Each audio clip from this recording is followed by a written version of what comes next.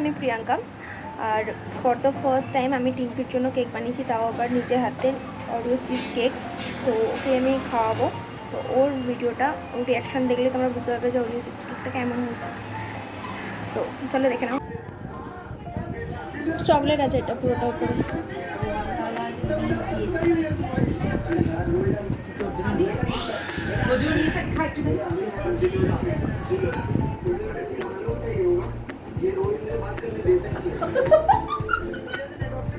দেখেই তো ভালো হয়েছে রে।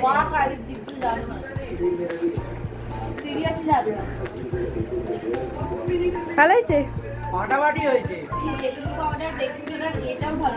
বেকিং সোডা দিইনি আমি। ফ্রিজে রেখে দে।